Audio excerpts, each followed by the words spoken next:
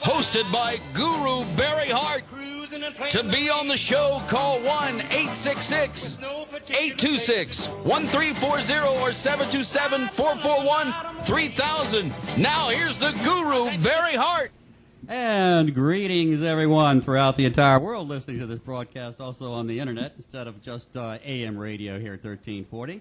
I'm Barry Hart, guru for HHO, and something we're calling hydrogen-aided combustion now here. So many people driving out here on the road, not any clue about what's getting ready to happen to the prices of fuel and things like that. The media's telling you, hey, don't worry about it. We're going to keep the prices of fuel low on all of this stuff. Beware, my friends. The government always tells you the truth, and you know that. Anyway, we're sitting right here. We're the fuel savers. We'll give you tips on how you can save miles per gallon in your trucks, your cars, your boats, airplanes even if you've got them. I'm your host, Barry Hart. Now, the word of the day is hydrogen. Hydrogen. Hydrogen is the oldest element in the universe. Created some 14 billion years ago right over there, I think. More or less. And, hydrogen is going to be coming right into our conversation here because hydrogen is the key to fuel saving. With me on the show today, I've got Ed Grimm, a former NASA shuttle technician here who's been involved with hydrogen for years. About 20. About 20 years. And, Ed, thank you for coming. Welcome to the show here. My pleasure, Barry. Ed, just real quick, give everybody a short resume, what you are, what you've done. How'd you get into hydrogen? It's been a couple of decades, as I said. Back in the early 90s, got involved with the topic as we're doing it now, mostly. Started to create a little set myself, a very simple, straightforward hydrogen generator, put it on a Volkswagen, and got all the equipment together, figured out how to put it together, make it work, and had that little Volkswagen running on nothing but water. Water?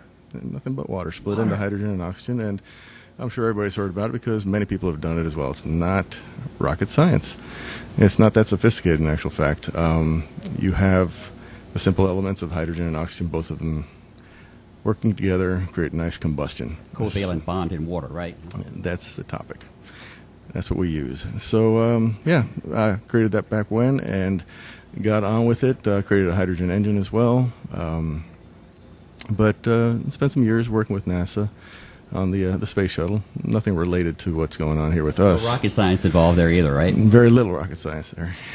Just those big old meaty boosters that lift up millions and millions of pounds, Lots of hydrogen there. Tiny little atom, that tiny little hydrogen atom. What a powerhouse is inside there.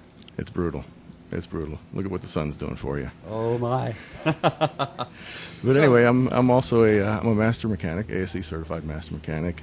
I'm licensed by the FAA on airframes, power plants. I'm NASA certified for all aerospace devices. Also certified. You could be a guru too, then, could you? In my own mind, at least. Whatever inspires you. It's all good. Okay, so how did you come to be involved in hydrogen today? I've been working on it, like I say, for a couple of decades. I knew about it back in the early 90s. I had that little Volkswagen running on water and was isolating different ways of more efficiently creating hydrogen so that it can be used. It's evolved dramatically. Everywhere you look, you can find data about how, why, and everybody's got their own way of doing it, and that's the fun part.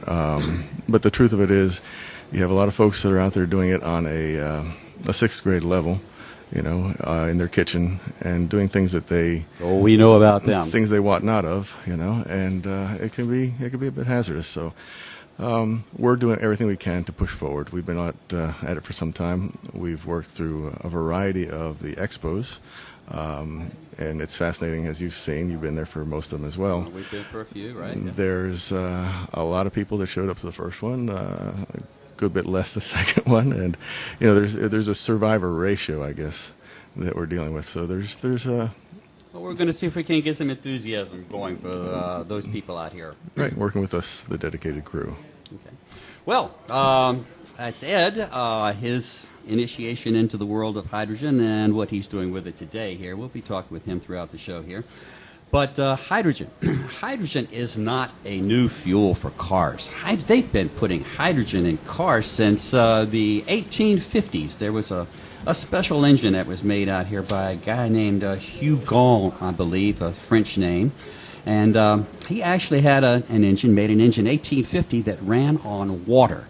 Well, it wasn't so much that it ran on water, it's that they took the hydrogen out of the water, hydrogen and oxygen, and then they actually made the engine run on the vaporized hydrogen and oxygen that are sitting inside there. Many, many people since then, a French fellow by the name of Sabatier, also developed an engine and science and the technology back in the 1920s for engines to run on nothing but water. So if we've had all of these people so long doing so much out here with water and engines for hydrogen, why don't we have cars today that run on water? Any ideas on that, Ed? We do. Ah, yes, we do. There are. There are. There are a lot of them. There are a lot of backyard mechanics, a lot of garage mechanics. And professional organizations like Honda, a few other companies out there, some Japanese companies. BMW is also one of those people out there. Organizations with some reputation. Right. Hydrogen is a fantastic fuel.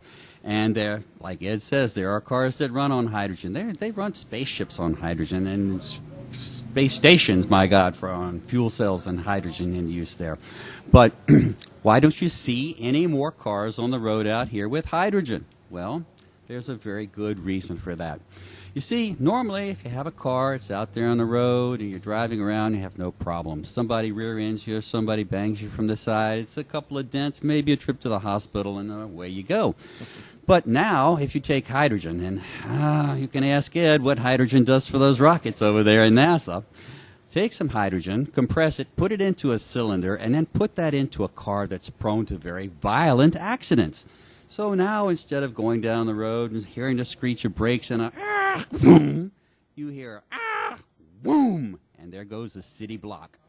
Well, that doesn't take long to figure out why there are not a lot of cars out here on the road driving around with hydrogen. The insurance companies just will not insure those guys. Is it safe? Hydrogen, in certain ways, yes, is safe. And it is economical. In any case, it is more economical than the electric cars that they have out here because you're not plugging into the electric grid and causing more electricity to be used. Hydrogen is just a safe, clean fuel for cars. So why don't we have more cars on the road with hydrogen? Number one, it's the insurance. And number two, it's the technology bringing all of that together in a safe, affordable way that people can afford it. Well, what we're here on the radio to promote here, the Fuel Savers, is producing hydrogen on demand. That is, we never store hydrogen in the vehicles. Rather, we store water on the vehicles. We separate this water into hydrogen and oxygen, and then we pipe the hydrogen and oxygen into the intake manifolds of engines where it makes the engines run cleaner, run more efficiently, and with more power. And as you listen to the show as the weeks pile on here, we'll explain to you more and more in detail how all of this happens. But before we get into a lot more of the show here, I'd like to give a couple of shout-outs here. This is a shout-out to David Donazzi over in Tbilisi. That's in the Republic of Georgia. David is working on becoming a distributor for us over there. John Sumnall in Cheshire, England. Hey, John, how are you doing? I know you're listening here. It's a little late for you guys over there, but we know you're listening. Hugo and Alvera Gonzalez down in Cali, Colombia. They're one of our distributors down in Colombia. Bruce Hart, distributor in the Dominican Republic. And we'd like to give a big shout-out to all the guys at hhoinformation.com. These guys, I'll tell you what, fantastic job of getting information about all kinds of stuff out there. That's Gabe T. Gabe T, yeah? Gabe T, thank you for letting everybody know about the show here on your website there. And if anybody has questions about how far they can go with hydrogen, what they can do, technical questions and things like that, hhoinformation.com, just put your question out there and to the general population on the net, and you'll get 20, 30 different people telling you how to do it safely, how to do it efficiently. You'll get some quacks in there telling you what not to do. Just weed through and see what you see. Yeah, just weed through. But you will get some helpful information there. Also like to give a shout out to Twisted Metal Off-Road over in Tampa, Steve Alza. He's one of our authorized service centers over there. East Bay Auto Service here in Largo, Chubba. He's another one of our authorized service centers out there. Your Water to Gas in Pinellas County. And Soto Truck and Auto Repair over in Tampa. These are people who all already have gone through classes and stuff to learn how to do these things and put them in there. I am the owner and CEO of Fuel Genie Systems, and Fuel Genie Systems is the sponsor of this show. They're the ones who are making all of this happen. And just like to give you a little bit of history about all of that. About 4 years ago, someone passed me a little flyer that says, hey, turn your water into gas. I didn't believe it. So I went onto the internet website. I forget even what it's called. It's called Your Water for Gas is what it was called. They had instructions on how to make a device that separated water into oxygen and how to put that into the intake manifold of your car to get better mileage. So I downloaded the ebook. I think it was $99 back then. It's gone up, I understand. So a bargain at twice the price, right? Yes, there's always a bargain out there on the internet. Everyone knows that. So anyway, I got all of the instructions down, and then it took me about 2 weeks to go around and procure all the little parts for it, the stainless steel wire and things like that. So put it all together, put the kit together, installed it in the car, brought one of my friends over because I didn't know if the thing was going to blow up or not. So we put it inside the car, started up, and immediately, inside of about 30 or 40 seconds, everything they said was going to happen happened. The engine went from a high idle down to a much, much lower idle and smoothed out so much that you could put a champagne glass, that typical what they have that pyramid stacked up on the Lexus there. You see that commercial with those champagne glasses? Yeah, you could do the same thing on my old 2001 Isuzu Rodeo, the truck humping down the road there. But anyway, it worked. So we took it out for a test drive, and I was so impressed with it. Normally what I would get was about 13 and a half, 14 miles per gallon on the road. We did a 50-mile test, filled up before we actually went out, and filled up the same station coming back here, and went from 14 miles to 21 miles per gallon. That, my friends, is a 50% increase in miles per gallon. So I was happy. We had celebration. We actually drank some of that champagne we balanced on the engine. And it was prune juice. Yeah, you had prune juice over there. Okay. Well, anyway, actually what happened was everything was fantastic. It was not user-friendly, I have to say that. Every day I'd have to go out there, empty out the old water, put in the new water into the little reservoir there, and then take off and go. And the results, that 50% increase in miles per gallon, that only lasted for about 4 or 5 days.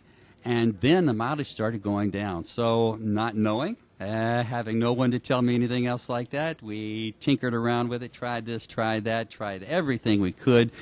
And finally, we just realized that there was something going on with the car's computer, something we did not know, and it was causing the engine to use more fuel. It was telling telling the engine to richen that mixture out.